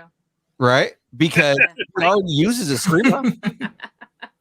I think they actually transitioned him to that, and nobody just knew. Like, he is Asian now. He's Asian. I would think in the comics, he does look more like when his domino mask is on. Yeah, when his domino mask is on, he looks Asian. When the mask is off, he looks more white. But I mean, like, I think that's not a hard transition to make, to like start drawing him Asian. No, I mean, they did it to Psylocke. Yeah. Well, Psylocke is officially Japanese now. Yeah. I mean, you remember how she looked before? Yeah. And then when Jim Lee got him bored. Yeah. It was like revenge. just like Had a swoon. revanche and the whole mutant Yep. mutant disease that was Yep. going to kill them all. And Yep. so she went into revanche. Yeah, I remember. Yeah. That. Totally So, changed. okay. So the next question here, and this one's going to be a tough one for you guys right here because you guys work in film. So, what would be the worst movie sequel ever made? I got one right away. Oh, I know. Okay, go for it. I'm going to see if my son gets the same one that I do. Steel. That's what I. What? Steel. Steel. Too. Yeah, Steel at Shaq. Like, Shaq. We both thought that's like that's my boy. Like, I don't think Howard the Duck is worse than Steel. Like, a lot of people, like, oh my gosh, at Powerhouse, I had this discussion where someone was thinking that one of the most recent Marvel movies was bad. I was like, going, no, if you want to see a really bad superhero film, just watch Steel, because it makes no sense and it feels nothing Jack on like a motorcycle does not look good. And he's just a really he's a good character in the comics. Absolutely. How do you ruin Steel that bad? Because unfortunately some folks didn't know the book. Yeah. Unfortunately, you got a lot of folks. And unfortunately, those folks made the movie. Yep. I mean, that's what happens a lot is you get folks that think that, oh, we can just do this, and not realizing that there's history, there's the kind of like short, comic books have always been looked as the lowbrow, and because of that, they just want to cut to the chase. What's the essence of this character, or what they think is the essence of the character, and that's kind of like what happens to a lot of, like, unfortunately, great characters. Like, I mean, that's what happened. Kind of like Robin before George Perez and Mark Wolfman, like, because of the television series, and no disrespect to Adam West and Burt Ward, but because of that depiction, that writing of that character at that time, Dick Grayson suffered some serious writing until Chuck Dixon and Marv Wolfman and George Perez came together and said, do you see the potential? This is the world's first sidekick ever. The world's first sidekick ever in a comic book. And we're going to make him grow up, and we're going to make him better. What I loved about Young Justice was it's like, we don't want to be sidekicks. We want to be our own heroes. And you have a whole kind of story arc of them growing and becoming. Oh, I love it. Yeah. What I love. That's what everybody loved about Young Justice. Yeah. That's what you need. That's what keeps people invested, is to see them grow. I mean, you can watch the reevaluate. Simpsons. Sorry. You can watch the Simpsons for 30 years and know that Lisa's always going to look the same, and Bart's always going to look the same, and so poor Maggie's never going to talk in sentences. But in comics, like, if you want to keep the story going, they have to age. Right. I'm sorry, but Young Justice is what made me reevaluate Arsenal. Yeah. I didn't give two shits about Arsenal before Young Justice. Young Justice made me go back and look at Arsenal again. And it was like, God, he's actually dope. Yeah. He was a young F boy that learned from his mistakes and actually is a really good father. I mean, that's really it. And that's Cheshire. I mean, why? And that's great. Roy? Why? That's great that you mentioned that, Frey. That the comparison between Roy and Dick has been kind of like one of those saying that Roy is a secondary Robin, but because he's a father, and they allowed him to become a father, that they've allowed the character to say, "Can you see the potential?" Dick got this incredible mentor who seems like, invincible and undefeatable, and he's human. And the world's most powerful figures, Superman, Wonder Woman, fear him. There's a respectable fear of Batman with the giants in the DC universe, including Martian Manhunter. Because he knows the contingencies. He knows how to stop everybody, and that makes OMAC, baby, OMAC. I mean, just to be able to, like, get the Martian Manhunter, not to be able to detect that he's in the same room. But then you have Oliver and Roy. Oliver doesn't have that. Yeah. No. So what, so Roy, I wouldn't say he suffers. His building of a hero is a different path. Yeah. And so you have this great colorization of, they're kind of like brothers. Roy and Dick are like brothers and like Right. like cousins. They have billionaire mentors, but one's more like a hippie and one's definitely like something entirely else. Yeah. Roy Harper's a completely different monster, considering that he became an addict for a while too. And so for him to rise up and later on build himself as Arsenal, father a child and take responsibility, which is great. As a that is. And when he became, at one point when he did take up the Red Arrow title, it's just like it was legendary. It's like legendary. So what you said is just like perfect about saying allow these characters to grow, because the potential to say, well, here's their history. Let's not say they will never be as good as their mentors. Right. Well, they'll be different. Yes, hopefully they'll be different. And that's what we want. We don't want Dick Grayson to be Bruce Wayne. Right? No. The fact that when Dick he and was Bruce, in that Batman suit for like 6 weeks, my god, it was so great. Excited. But and then when he went back to Nightwing, I was even more excited. I actually did like the way they drew him. Like he was a lot more slender than Bruce, right? Absolutely. You can tell when Dick's in the suit, right? But yeah. what I love about the relationship between Dick and Bruce is the amount of resentment that Dick has towards Bruce for being a shitty dad. Because it's kind of like, I feel like that relationship, like having that kind of animosity between the two of them, and just kind of like the reluctance for Dick to come at beck and call for Bruce, and Bruce only calling Dick if he really needs help, right? Yeah. And admitting that he needs help, because Bruce never admits when he needs help, right? Like the fact that the relationship is the way it is, it's what makes it more endearing for me, because it seems like a much more human connection between the two of them.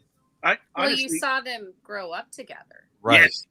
Honestly, I tell my son this, that that relationship reminds me in some ways myself and my son, me and Diego, but at one point myself and my dad. The grandfather that my son knows was not the father that I grew up with. Right. And I had that at one point in my life, and I think everybody who's grown up old school, you kind of fear your parents, you fear your dad, you respect them, and you hate, I wouldn't say hate, but you dislike so many things, and at the same time you say, but that's not the way Dad would have done it. Just like it really is like you start to understand the George Perez, Mark Wolfman depiction of that relationship, where he was like I got it, Bruce. It's like I got this. Right. Like this is my team, like not your team. Right. But then is that in like respect in the writing of this character, which has been fabulous, is that both of them acknowledge that we're not going to be around very long. And I know that you're not the perfect dad. And I acknowledge everything that you've ever taught me is invaluable. Right. And I trust you to the very end. And there are things that I don't necessarily like, but I love you. Right. And I love for the fact that they finally let Bruce, like he adopts Dick Grayson, even if, and I think that's is beautiful. That's been between those two characters, is that they finally let Bruce Wayne be recognized. He's a dad. He's not he's not having a brotherly relationship. He's a father. Right. Bruce Wayne is a father who's trying to build a family that he thought he never deserved or never could get. And again, that's like why I love the relationship between him and Damian, because like, Bruce is slowly figuring out how to be a dad. Yeah. But then what I love is the give and take, because it's not just Bruce learning to be a dad, it's Damian learning to be a human. Yes. Because like Damian has grown up for the first, I think he's 14 in the comics now, but I mean, like for the first 10 to 12 years of his life, he trained to do nothing but be an assassin. Yes. And a little shit. Oh, the whole thing is when you train to be an assassin, but then at the same time, you're the prince of the realm. Yes. You get everything you want. He's freaking Joffrey with He a is. freaking utility belt. He is, but that's the thing is Not that's really. what I He's love not as about bad as between Joffrey. what I love about when he becomes part of Bruce's charge is at first he is entitled and he does I want this and I am this and I deserve this and all these other things. And Bruce slowly brings humanity out of him. He slowly shows him that you need to have compassion or else there's nothing for this. And Damian goes from my job is to kill Bruce Wayne to I have a lot to learn from this guy and he is my father. And Bruce just kind of turns into, this 12-year-old kid shows up on my doorstep and I have to be a dad now, and I don't know how to actually be a dad. Yeah. I've had son figures, but I've not had an actual son. And that's the whole thing. He learned from each one of the ones that were previous to Damian. Oh, that's I love that. I love that. That whole that brotherly, like he's looking up at like you're the superstar brother, you're the F up brother, you're the wannabe brother. Right. He looks at each one of those guys to go like, well, I didn't get myself killed. It's like, right. No, I love it. And I love how the shit that he talks Dick to Jason Grayson, is messed up. But him and Dick Grayson, like he's always trying to get like one on Dick Grayson. And Dick just doesn't. Because I mean, he was trained by Batman, for God's sakes. You're never gonna crack this guy. Damian just wants to get a rise out of him. And that's what irks a lot of people about Damian, right? Like Damian is still, to an extent, he still is very self-entitled. He is he is his father's son. Yeah. Yep. People don't realize that Bruce is an asshole. He is a miniature. He is. Wayne. He's a miniature Bruce. Bruce Wayne says things on purpose to mess with you. Yes. And it's been, he's been trained to do that. It's a strategy that he uses, but at the same time, it's like his son is now, it's the same thing his son is doing. Is like he's doing it. But he has the worst traits of both Talia and Bruce. Well, he's forcing Bruce to soften. He's forcing Bruce to be more like Dick Grayson. Yes. But the thing is that Bruce is also making him soften too, because remember, Damian coming into it was a very hard, very angry person.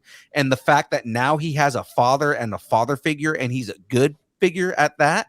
I mean, Bruce has his problems, but I mean, he is overall a good example for Damian. As far as morality goes, as far as like, being a sociopath and shit like that. I mean, Bruce is not good at that, but I mean, well, Bruce is he's quick to learn. He is. But they both learn from each other, and that's what I love about their relationship. Oh, I love. All right, let's stop talking about. I know we're just nerding out on everything. And then Diego, if he wants to say something, but then we got to stop because we'll be here till midnight. But we're gonna get into the wrap-up questions. We're gonna get into the wrap-up questions because we have really gotten into some nerdy shit. So, guys, I gotta ask you this, right? Wait, Lawrence wanted to say something about he had something. And then let's let Diego if he has something. What's great about the whole what we were talking about is like that is what you do when you have like the opportunity to let the characters grow with age and to really recognize history. Recognize history is so important when you do your writing of any property or any series. I mean, even Pennyworth. I just love like, well, Pennyworth, and now it's like. That's my grandfather. That is my grandfather. I mean, like you said, is like the characters have grown from each other, all of them, and it's remarkable when writers of these characters with such history allow them to go. What is the natural direction that these characters would go based upon the history that they have? Don't try to challenge them, but at the same time, let's remember who's who. Who's what? Remember what Sherlock Holmes is. Just play them to what they really are. And I just think that that's why it's one of my most favorite properties is the Batman family. I really love that family of characters. So anyway, nerd. Yes. Diego, any thoughts, man? Yeah, absolutely. Because I think there's a major portion about Damien that's very interesting, which is his longing for companionship. Yeah. And he ultimately found that with, it makes sense, the world's finest, which is, Superboy. Him meeting Jonathan was the ultimate thing that really, it's almost like the final step to making this character really be a human. Yeah. Is that him Damien with superpowers was kind of crazy for a minute, man. Yeah. And him coming back from the dead and him finding a true friend that he didn't realize he really needed. It's one thing for him to have Dick in his life and him having like that mutual respect, because there's that honor to his older brother, and then also just that he would have died, to save someone like Dick.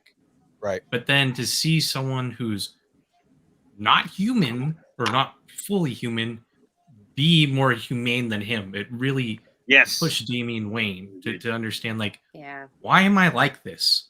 why and even why you try to have like his group of the Teen Titans was he made them because he wanted friends. It's something that it's like, oh, you're a little shit, like you kidnap all these people because you're lonely. That's almost like psychotic.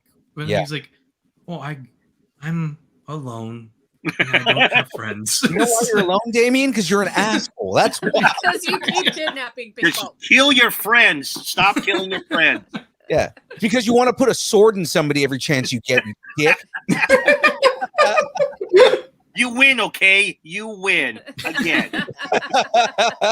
But yeah, that's my thing with Damien. It's like that's why I liked him, and I still love him. I just wish that Jonathan was still the same age or around the same age, because seeing those two, like, gosh, that Super Sons book was probably one of the best books that was coming out from Rebirth, because it truly was the concept that fans and even DC had brought up of going, well, Batman and Superman, they will have kids, or and there's Batman Jr. and there's Superman Jr. In this case, it's Batman and Robin, or it's Batman's son is Robin, and Superboy it's Clark's son with Lois. It's like, it was the ultimate, like, we did it, guys.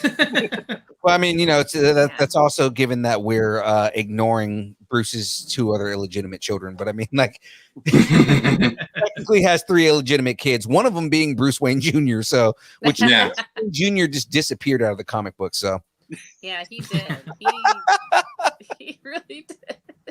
What was the last time you heard anything from Bruce Wayne Jr.? It's been a long time. Right? There was Bruce Wayne Jr., what he came out in like the 70s, didn't he? And then there's his daughter that he had with Selena. Yeah, that's Helena. The yet to come, to come son, daughter. Right?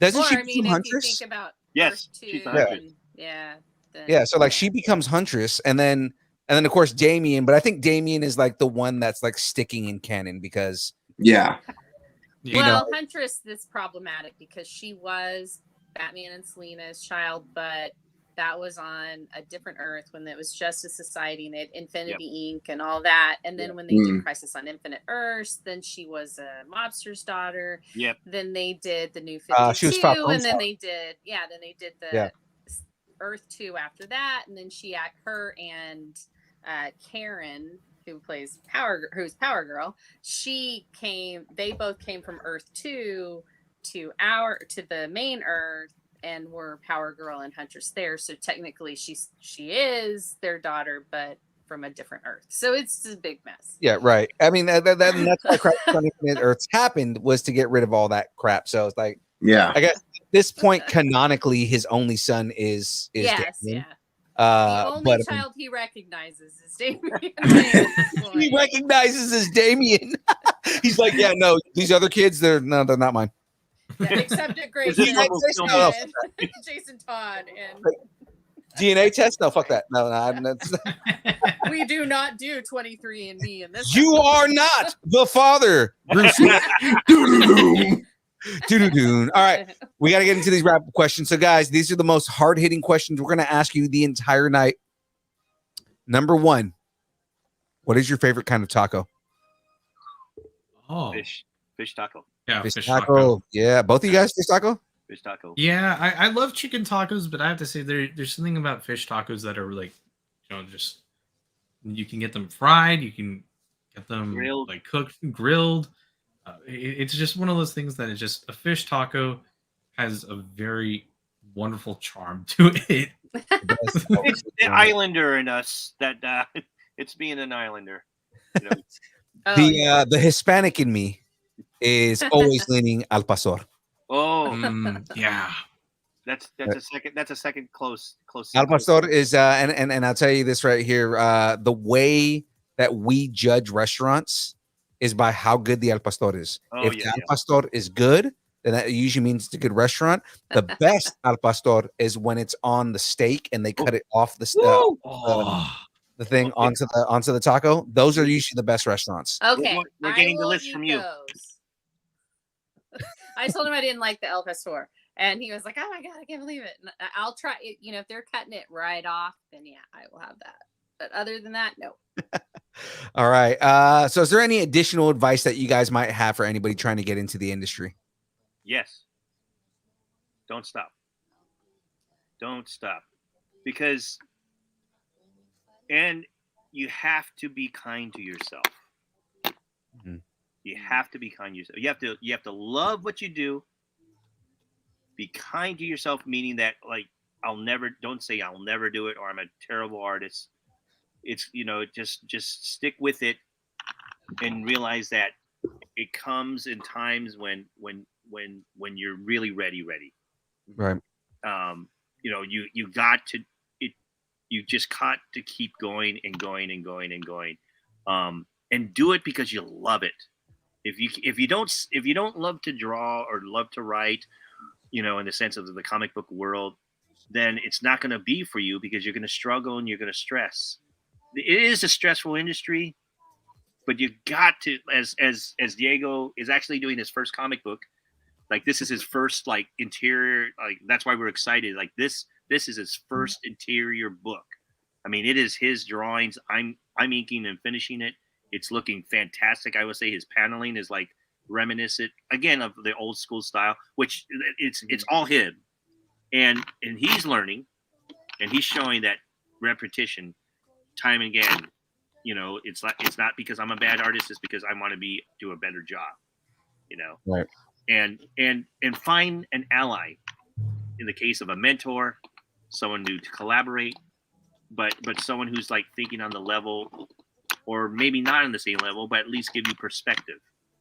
But find an ally that will open your mind to look at your work differently, or support your work. But you need an ally. You need allies. You need someone to believe. You got to be your first and number one cheerleader. I love that. You have to be, because if you don't believe in yourself, why should anybody else follow you? Mm-hmm. You have to believe. This is why it's the greatest comic. This is why it's the greatest comic book in the world. Shameless plug. By the way, James said sisig tacos are the best. Yes, sisig tacos. Go ahead. Diego. I think it's really tough for not only you to root for yourself, but also be open to what other people have to say, and also just get in that position. That because I remember experiencing it from a very young age. Yeah, showing professionals my work at 13. It's a very vulnerable position, but the moment that you first take that step, there's nothing that anybody could say that's worse than what you think about yourself, basically. Yeah, you're always your worst critic. Absolutely. And but my dad was saying is that you also have to learn to love yourself. Mm-hmm. It's this fine balance of where you have to be willing to show the editors, your bosses, or your mentors to be able to show us hey, what do you think of my stuff? But also be sure to go this one really sucked. I need to do better this time. And just to have that honesty, and no one can be more honest to you than yourself, basically. Right. That's the biggest thing that I could say within my very early dawning of my inkling of my stages of my career where I'm at. That's the number one thing that I will say that everybody has uttered to me, to utter to anybody who's trying to even get better or doesn't know where to start, is draw from life. The moment you draw from life, it's like you have the key to the chocolate factory. Like you could do anything at that point. You have Green Lantern's ring when you start drawing from life. So that's my major advice that I would tell anybody. Awesome. Yeah, absolutely. I was actually writing in the chat. I was going to say The Fried League, Dawn of Diego. That's going to be the next book right there. Dawn of Diego, right? Instead of Dawn of Justice. Just write that down right now. But the Fried League, I don't know if you guys have a Justice League popping up and you guys are going to do more heroes, but the Fried I can't confirm or deny. Pick it up. Yeah, or you'll call it the Synagogue League. There you go. So before the last hard question here, what's next for you guys? What events do you guys have coming up, or what's next on the docket for you guys? Major one is Comic-Con, San Diego Comic-Con. We're going to be there all the days, and we have some major announcements. I don't think we could say right now. That's I don't want to get in trouble, but we have some major announcements. We have a new book that's debuting for Comic-Con. My right here. Oh.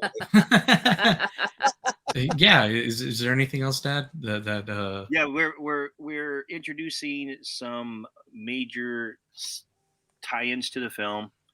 This story that we're doing is a 4-part epic story, and we're treating it like Crisis on Infinite Earths. It's our Crisis book that we're doing, and we're putting a lot into it. There's a lot of characters that I cannot tell you about, but a lot of the stuff that you're talking about and kind of hinted is like either really in line with what we're doing, or I might steal it for the next issue or so. So we have that coming, and we're also I believe we're going to be part of a museum. My son and I. You'll get the chance to actually see the artwork in person. There's a comic book in Livermore that's going to happen from July all the way to October. So it's at the Bankhead Museum. So you'll see our presentation of our covers and the interior artwork. You'll get to see that Sin City tribute that I have, and Diego's covers of designing the characters that we've done. And I guess I can. I'm introducing a digital version of the book that's hoping to be very unique in itself that we're bringing forward. So that's in the works. And then we have our own works that I'm producing, Diego, hopefully by the end of this year, as well as stuff that I'm involved with. I also do a radio show. I'm actually a director of a radio show coming up, Morgan Inc. It's a time machine radio show. Nice. Some adventures, and Diego and I are also doing the comic book translation of that. So you'll be able to listen to the radio and then see the digital comic book of that adventure. I'm really excited about that because it involves some actors that I've worked with in the past and really, really talented people. But it also gives us a chance to draw, time adventures, the science fiction type of deal. We're designing a lot of this stuff. So we're bringing the radio show to life in on the digital version. When you go to the site, you get to check out the comic book and nice. see. Yeah. So that's if cool. you guys are casting for extra number 3, hey, call your boy, man. Hey. Also, Diego, I'm proud to say that Diego is working on a long-term animation project that we might actually be casting as well. So, no, I'm willing to create a voice for any character you want. It's. I have to say, I'm proud of this. I do really funny voices sometimes, not accidentally on purpose. Like, write this down. Seriously, we do consider we consider everybody that we meet, and especially if you enjoy it, if you really enjoy it. Of course, yeah. You know, it's about the love of doing what we do, and yeah. So that's in the works. Look out for that. Check out our sites. Follow us on Instagram, especially because we're constantly giving hints about what's happening and where we're going to be with the convention circuit. And feel free to hit us up, man. If you DM us and email us, we're really open up. You know, we're drawing the comic book and doing all our stuff. We're open to people who want to just learn and share their artwork. I mean, that's the way we got into where we're at, is by sharing and you know, reaching out to others. So just, if you love it, us nerds got to stick together. There we go. That is beautiful. Stick together. Yes. Nerds unite. Nerds unite. So James did have a question in the chat real quick here. He said, quick question. Doesn't seem like it's going to be a quick question, but he said, do you draw all digitally or some freehand? What is the difference? Was it hard to transition to digital? So that's 4 questions. I think I can answer that one. Yes. I actually, because I do digital. It was not an easy transition.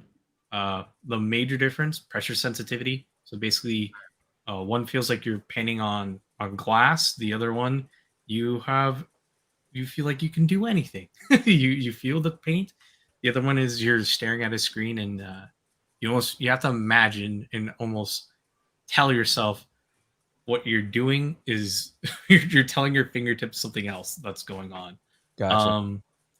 And in terms of freehand work, I usually do look at reference, whether it's taking my own photos or anything like that. So I think that answers most of the questions. Yeah, we both do traditional. I mean, that's the foundation. And I think what the toughest part that Diego and I keep on telling folks is that you have to have the right equipment to help it when it comes to digital.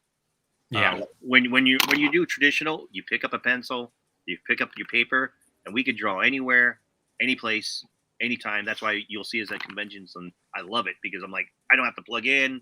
You know, it's like I could draw on the bus. You know, Diego draws daily on the BART train. You know, it just like it's like anything, anywhere. As you do when you're on BART. Look out for free sketches by Diego left behind. You know, but yeah, so yeah. We love the delete and undo that you can do digitally, but there's something about traditional that you have a lot of control about, right? And it forces you as an artist, knowing that you are making contact and you're actually doing it, and forcing yourself to do it. I could give a whole lecture about this, but yeah, right. So my last question here before we get here. No. Yeah, I know, right? Before we get into the pluggables, and again, this is the hardest question you're going to be asked all night, maybe in your entire life. Yeah, maybe ever. Right? This is it. This is the question that will change your life. Mm-hmm. This or that? What is better, lumpia with or without raisins? The look of disgust on Lawrence's face right now. Hold on. Look at his face, guys. That's the wrong auntie. It's the wrong auntie. You don't go to her house. The lumpia. You know which house I'm talking about, Diego. We don't go there. Sorry. And she thinks that they're delicious too. It's like, well, these are the best lumpia that I make. No, Tita, no, those are terrible. Thank you, Auntie. Thank you, Auntie.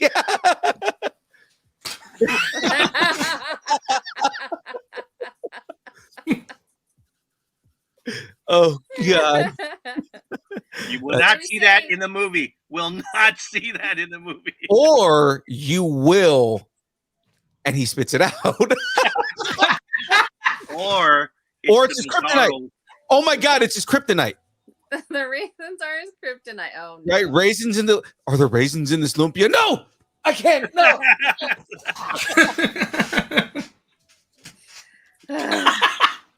And then he tries to throw it and it just goes limp. Yeah, no power. It's like when anybody throws a lumpia, it just goes like 2 feet and it just hits the ground. What is this? There's With a raisins. splat. You also have to a make it. splat. You also have to make it like semi-soggy, right? Like not crispy, right? And that's like kind of like the allegory is like that is a shitty lumpia. Yep. This is not the real thing. We've been bamboozled. Right. This is so terrible. Wait, you go. Oh, soggy. That's even better. So we've been bamboozled. Instead of like crack, it's soggy. This is Flap. Swamp. It's swap. Schlip. Okay. So with that being said, guys, pluggables. All right. Pluggables being again, plug anything you want to plug right now, and also any social media that you want. We'll start with our guests here. Lawrence, give us all the pluggables you want to give us here. Go to lumpiamovie.com for all our swag, as well as kidheroes.net. Check us out for hats, shirts, comic books, limited editions. It's the place where you can get all our stuff and the latest news. It's lumpiamovie.com and kidheroes.net to get all of the Lumpia updates, appearances, news, where we're going to be, that sort of thing.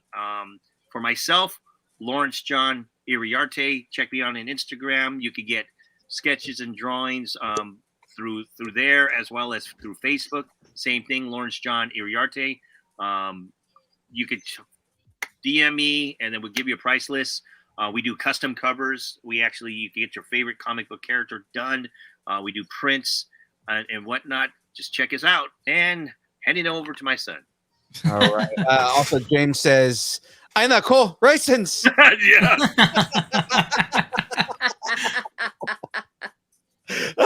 Diego, any pluggables you want to give us, man? Absolutely. You can check out my Instagram. It's diego.iriarte. You can check out my YouTube, Diego Illustrates. You can see my future work of the cartoon announcement that I'm planning on, hopefully by the end of this year. And also check out my website. It's diegoiriarte.art. And I think that's it for me. Easy enough, right? Cam, give us your pluggable, sir. Alrighty, you can catch me at Cam Cosplay 0 on Instagram. I've got my other socials linked there. I am actually about to hop on to Kyber Cave Productions stream right now, so catch me there. Awesome. Frey. Hi, King. Hi, I'm Frey, and I would like to plug Wonder Woman. Okay. No, I don't really want to plug I was Wonder going to say, is that There's it? a lot of Wonder Woman behind me, so I don't really need to plug that, right? We all know who she is, right? Okay. If you don't know who Princess Diana is, you're in the wrong place. Right? And my dog is named after her, for God's sakes. Right. Goddess sakes. For Goddess sakes. I'm so sorry. Please Goddess don't smite me. Okay. All right. I'm Frey Girl. I am on Distance Nerding on the download. And apparently when we do special stuff, I'm here as well. So there you go. And She's special. and you can catch me tomorrow on Saturday Morning Nerd Out. We are going to start our Secret Invasion game. I'm so excited. And then I also mod for Distance Nerding and Kyber Cave Productions. So, definitely come and check us out. Both Distance Nerding and Kyber Cave, we really want to talk to you guys on Discord. So if there's something you want to talk to us about, anything you're nerding out about, but you don't necessarily want to talk about it on the show, hit us up on Discord. We check it all the time. We're usually posting weird pictures and stuff in Discord. So Reposting all the memes.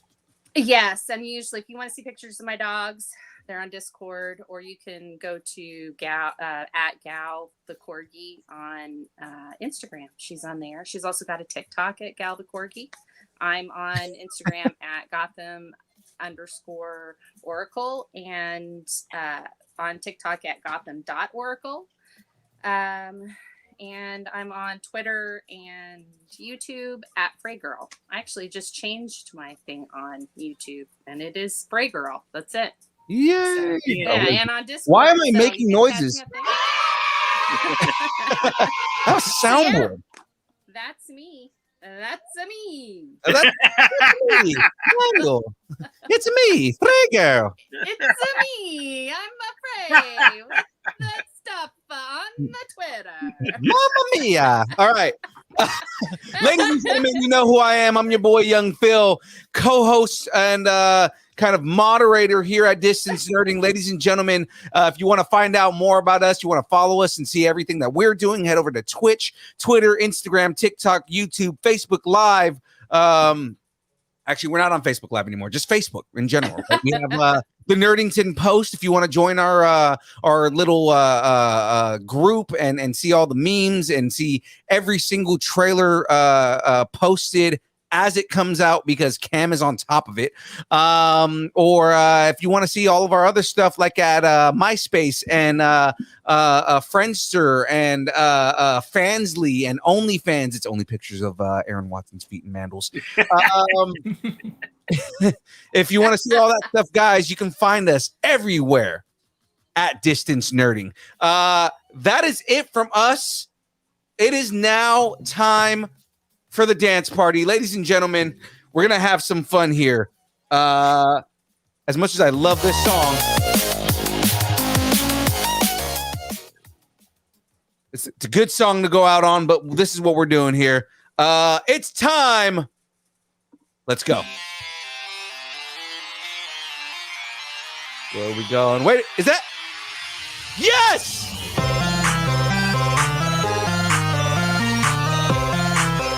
I love you, Ted. It was Ron.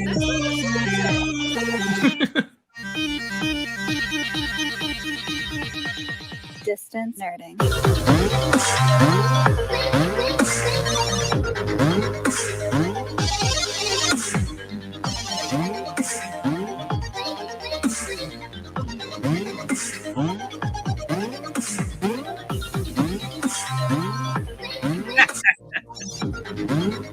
Yes, that's Russell.